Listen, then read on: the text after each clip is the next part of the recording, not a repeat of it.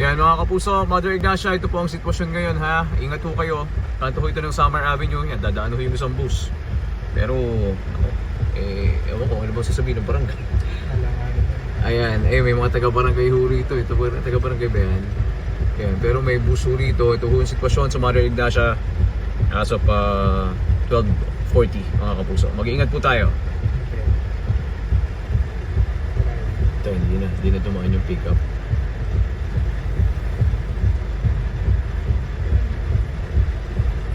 Dapat may naghaharang dito. Wala.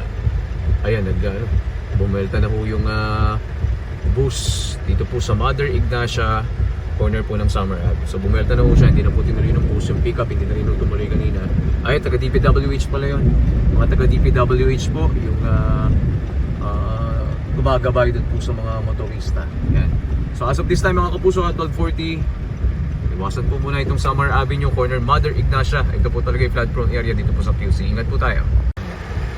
Mga kapuso, dito po sa ito, lagi kong binabaha rito itong Mother Ignacia, corner Summer Avenue.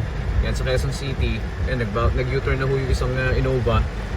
Ayan, ako hindi na rin nag-U-turn na rin itong isang nagmumotorsiklo.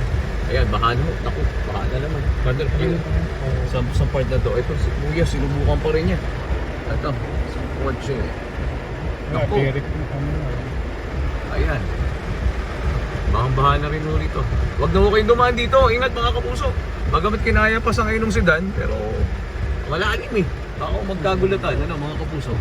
Ayan, dito sa part na to, ayan, baha na rin Nagmamando na ho yun. Hindi ko lang makita kung taga-barangay ho ito. Ayan, gina-guide na po nila yung mga motorista dito.